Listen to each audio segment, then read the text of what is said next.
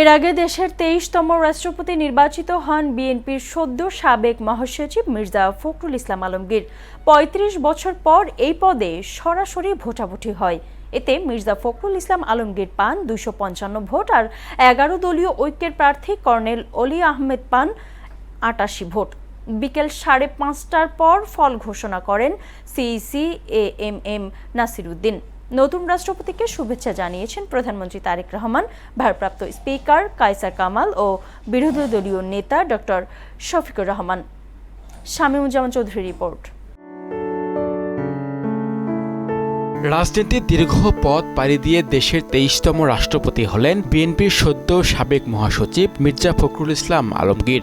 রাষ্ট্রপতি পদে সরকারি ভোটের পর বৃহস্পতিবার বিকেলে বিজয়ী হিসেবে তার নাম ঘোষণা করেন প্রধান নির্বাচন কমিশনার এএমএম নাসির উদ্দিন। আমি ঘোষণা করছি যে জনাব মির্জা ফখরুল ইসলাম আলমগীর সর্বোচ্চ সংখ্যক ভোটপ্রাপ্ত হওয়ায় রাষ্ট্রপতি পদে যথাযথভাবে নির্বাচিত হয়েছে। দীর্ঘ ৩৫ বছর পর রাষ্ট্রপতি পদে প্রতিদ্বন্দ্বিতাপূর্ণ নির্বাচনে মোট ভোটার ছিলেন ৩৪৯ জন। শুরুতেই ভোট দেন ভারপ্রাপ্ত রাষ্ট্রপতি ও ভারপ্রাপ্ত স্পিকার। এরপর বিএনপি প্রার্থী মির্জা ফখরুল ইসলাম আলমগীরকে নিয়ে ভোট দেন প্রধানমন্ত্রী তারেক রহমান।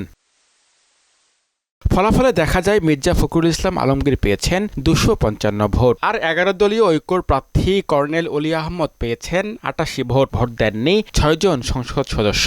বৈধ ব্যালট পেপারের সংখ্যা ৩৪৩, মানে 343, অল আর ভ্যালিড। রাষ্ট্রপতি নির্বাচনের নির্বাচনী কর্মকর্তা এবং সিইসি নাসির উদ্দিন বলেন, ভোট সুষ্ঠু হয়েছে, এক্ষেত্রে কারোরই অভিযোগ নেই। বৈধ ব্যালট পেপারের মধ্যে ডক্টর অলি আহমদ বীর বিক্রম পেয়েছেন ৮৮টি ভোট এবং জনাব মির্জা ফখরুল ইসলাম আলমগীর পেয়েছেন ২৫৫ ভোট। ফলাফলের পরে সরকারি বিরোধী দল এবং স্বতন্ত্র সংসদ সদস্যদের সঙ্গে কুশল বিনিময় করেন নতুন রাষ্ট্রপতি মির্জা ফখরুল ইসলাম আলমগীর। এদিকে নতুন রাষ্ট্রপতিকে শুভেচ্ছা জানিয়েছেন প্রধানমন্ত্রী তারেক রহমান, ভারপ্রাপ্ত স্পিকার কায়সার কামাল ও বিরোধী দলীয় নেতা ডাক্তার শফিকুর রহমান।